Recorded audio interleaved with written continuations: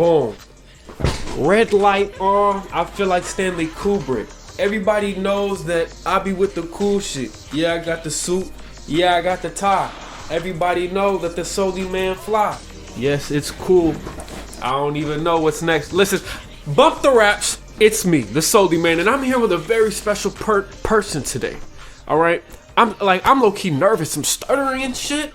Like this is next level stuff right here that I hope the audience is ready for. My friend, introduce yourself. What's good? What's good? It's Sanctuary here, man. And I'm here today, they chilling, getting interviewed. Hell yeah. All right, so let's hop right into it. Now, how'd you start rapping? Like, how'd you get into the music world, the underground, and what was it like? You know, those first steps being taken. All right, so originally I wasn't even rapping before. I was making metal, but like my homie, he was rapping and he was showing me like different artists in high C, people like high C. He was showing me that, and I was like, you know, that's low key fire. They don't want to get into it. So when I first started off, I was using a crappy ass mic. Like it sounded like I was in a jail cell, 2 Chainz type shit. No dissing though. But damn. Yeah, man. I just started off with crappy shit, but then I like progressed along the way. I'm be honest, when I first started, I couldn't write for shit, but you can listen to my music and like tell like I developed writing wise. So yeah. Okay, and how did you improve on the writing? Like, did you have like a regiment? Like when you write, did you practice writing? Like, how did you get better? And what were you looking for when it comes to like the mics and your equipment? You know. So writing wise, basically what I did was I stopped being so stuck in one place kind of. Like when I wrote, like I kind of made it a story in a way, because that's all it is. It's just you telling a story on a beat. So I started like imagining these stories in my head, and I would like try to write it down to the best of my abilities on paper. And I would just find shit that rhymed. You know, back in the day, motherfuckers used to be looking up that little rhyme index shit or whatever. That shit help you out. I'm not gonna lie. That shit help you out. Yeah. But as for mic, right now I'm just using my AirPods, but I have a Yeti mic, and I'm being honest, that was the best investment that I ever bought. Was a Yeti mic. Wow. I watched this one Steve Lacy TED Talk, and he talks about using the bare maximum, and that's like a play on words for bare minimum, but using whatever you can to make a solid musical product. He started off, he wanted a whole Mac laptop, but he made his first demo tapes off of his flipping iPhone mic and the like a plug-in to his guitar. It was so crazy on GarageBand, which is so crazy to me. That's actually how I started exactly. So with metal, I started back in like 2016. So what I would do was I would take my guitar, get the little converter thing for your phone, and I would use that. I didn't have an iPhone at the time, so I couldn't use GarageBand and shit. So I've been on BandLab for some years. But I couldn't use GarageBand, so I had to use, what I had. So I feel that statement 100%, man. Yeah, and I think that's a great thing. Like it's a net positive for people getting into music to have that, easy barrier of entry, because there's a lot of sounds being made right now through BandLab and things like that people haven't even thought of. So I think it's pretty great. My next question for you is, that right there was pretty inspirational, but on a bigger scale, on a bigger picture, what is your message for your audience? My message for my audience is just to be authentic. Try something new and try something different. Don't ride the wave. Be yourself. That's all I gotta say. Hell yeah, keep it real. I'll say this, because this has been coming up in some of my other interviews, where like people will say be yourself, and I'm gonna start saying this, right? I feel like it's harder now than ever to be yourself, for like 2 reasons, right? As an artist, you don't only have to be yourself, You have to be original. Sometimes, so like what I'm saying is sometimes being yourself, like, so is it enough all the time? In your case, like, is being yourself enough? I'm gonna be honest. It's like nowadays in music, like so much shit has been done. I get what you're saying. It is kind of hard to be yourself, and originality is not even a thing in the music. Like, be honest, originality is like not there, bro. Just, I don't even know how you would go about that, because like so much shit has been done, but you just gotta experiment, really find what suits you the best, and then try to like make it your own. Like my nigga Ronin, he made his own genre, and all he made it from was just like liking horror movies and shit, and experimenting with different sounds and shit. So like anybody can do it, to be honest. Yeah, I guess it does go back to what you said earlier about, you know, trying something new and experimenting, you know, and learning. You just gotta learn, I guess. Yeah. What's something that you want people to know about yourself personally, away from all the music stuff? Something about your character that you want to make known to the world? Thing that I want to make known, I'm really big on like leadership. Like that's my element right there. Like being a leader, like in different aspects of your life, like not just music. Like you can be a leader in many different things. Like, at home, you can be a leader. You don't have to do what you see your siblings doing. You can do something different. You can make a change in this world, and you might not even know you're doing it. So that's what I want people to know about me. Yeah, for sure. I feel like a part of being a leader, right? Being an artist and being a leader are closely tied, because there has to be a certain sense of initiative at play. Being the first one to say, you know what, fuck what everybody else is doing. I'm gonna go and do this for myself. I'm gonna make music for myself. And you know, that's a quality of leadership there. And I feel like something that propels artists forward is like working on your insecurities through your music or whatever you're doing, chipping away at that, and you end up becoming something bigger than you could have ever imagined. Like, yeah. So I know what you're talking about, you know, that's pretty cool. But one piece of advice I will say is like, when people tell you that your shit is ass or something, like, don't get mad. Like, take it as constructive criticism, because that's basically all it is. But if they get overboard with it, then it become hating.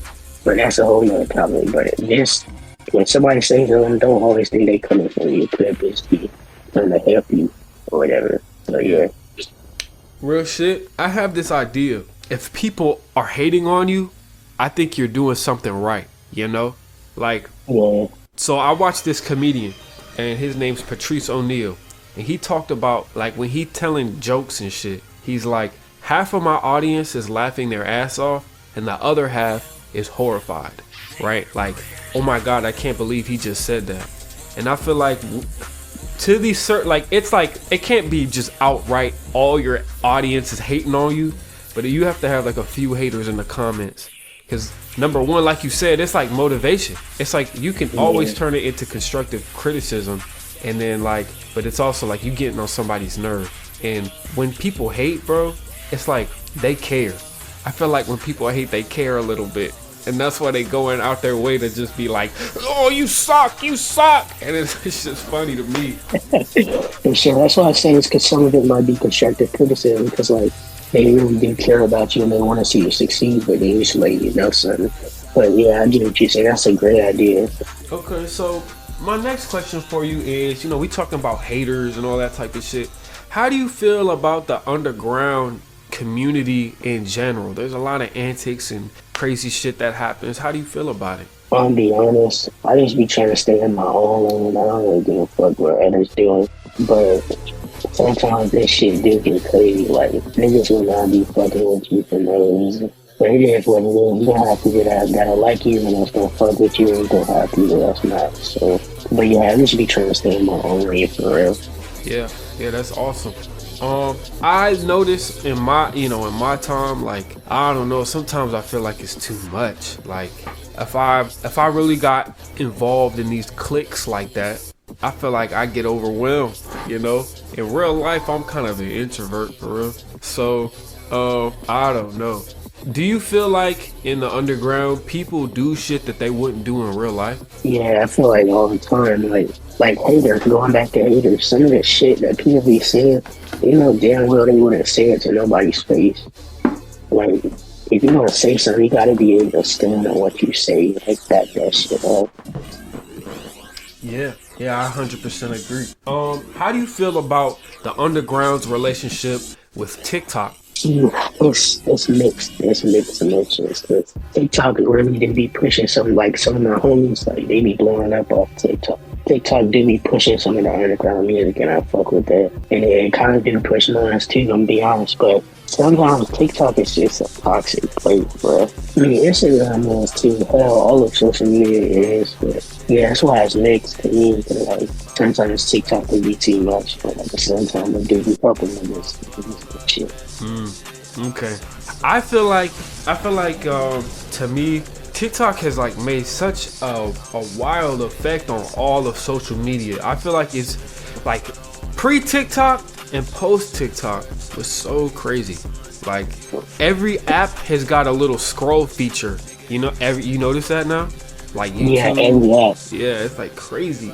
And I think it made people more volatile. Like people are way more interactive. Like the whole jokes, there's like comment memes. Like you notice that? Like there's memes in the comments. Like people be like, bro is on 9 right now. Wow, bro is crazy. Oh, like, or is this a for real or on God moment? This shit is so dumb, but I feel like it's, I don't know, heating up the pot a little bit. And I feel like me personally, and I want to get your opinion on this, I feel like this tier of the underground that we're on is so close to blowing up. Like I feel like it could happen yesterday.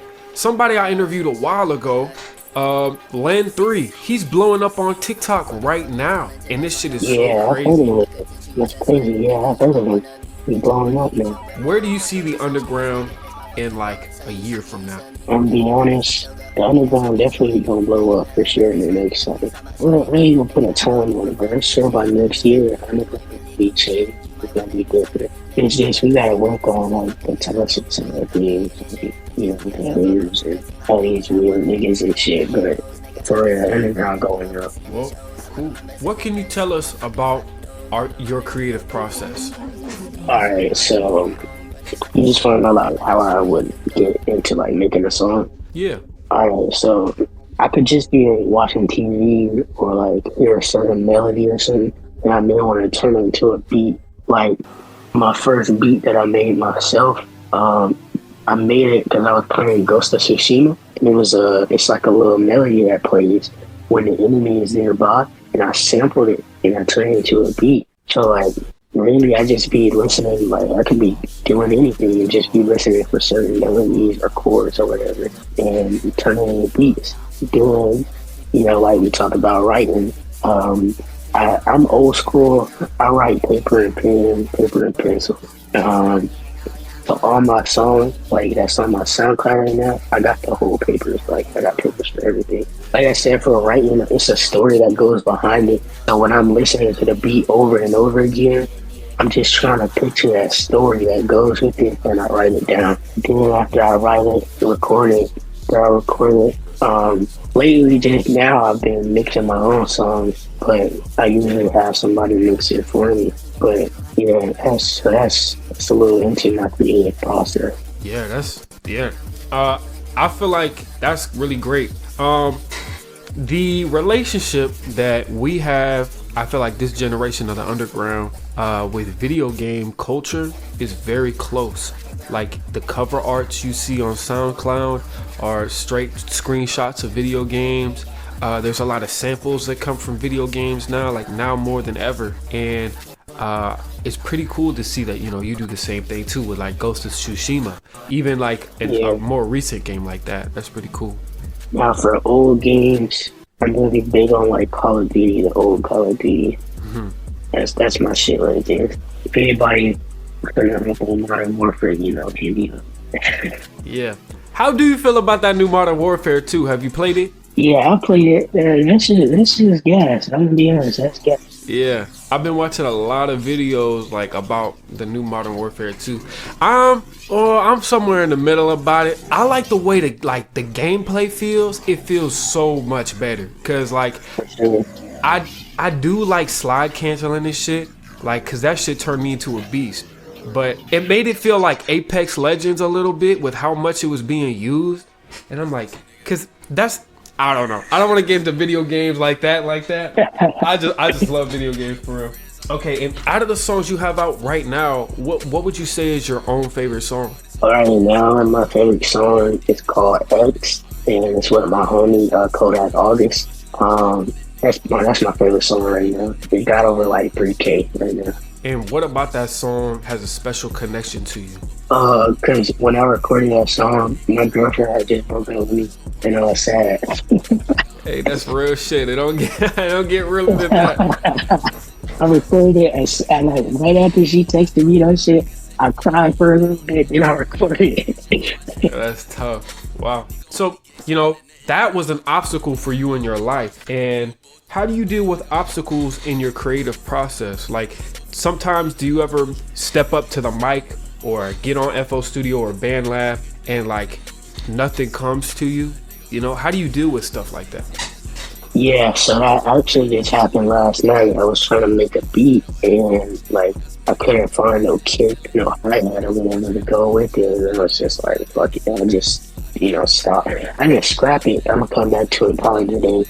But usually how I handle it, I just take a little break, just step away, breathe, relax, come back, and try again. You might not get everything on the first time, and I'm okay with that. I'm okay with putting it. Like, shit, if I have to do it 100 times, I'll do it. That's the dedication I have for making music. Yeah, hell yeah. That's what it's about. That's what it's about. And like you said, something that works for me is, just try something new. So I might make a drum and bass beat instead of just a traditional ass rap beat. This is a part of the interview where, if you want to say any special shout outs, any special disses, or talk about whatever you want to talk about, now's the time to do so. All right, well, I'm going to give a shout out to Goth Mafia, shout out Sod, shout out August, I want to shout out OTK, shout out Ronnie. They all my niggas, they help me. But now I want to ask a question to the interviewer. You okay with that? Yeah, go ahead. So, what got you into interviewing artists, and like, what do you get from interviewing other people? So I normally talk about this off camera with people. But what I do, right? It's a couple of things, because I did interviews earlier this year, right?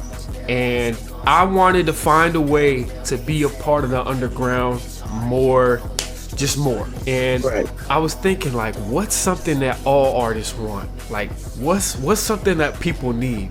And then boom, is attention. We all value attention. Like, because the more listens we get to our music, the more traffic we can get, the more value, we can have, right? I thought if I can provide value to other artists, I can become more valuable. So it's like a win-win situation for me. And it's also a good way to just network with people, be a part of the community. Because like I said earlier in the interview, I really think that it can really happen like tomorrow. The underground is gonna blow up. Like, it's like a Mayan calendar. This shit is gonna be huge because it's so different from the normal rap stuff. And I just feel like people need to pay attention to this shit now, or it's gonna be too late. Yeah. Well, I definitely fuck with what you're doing, man. It's great. You gonna go up too. I watched your Shake Slaughter video. Oh yeah. Yeah, that's my shit. That was funny as fuck, man. You gonna go up for sure. Just stay on your grind, stay focused, keep doing what you're doing, and you got it, bro. I hope so, bro. Thank you. I won't stop. No problem. Listen, it's been Saintly Silence, the Soldi man, here with Sanctuary, bruh. Listen, don't sleep on my mans. Look, I'm gonna throw the Instagram up right now. Bing! Alright? Listen, go like, comment, subscribe on all platforms. Subscribe to your boy. And listen, it's been Saintly Silence, the Soldi man. And I'm out.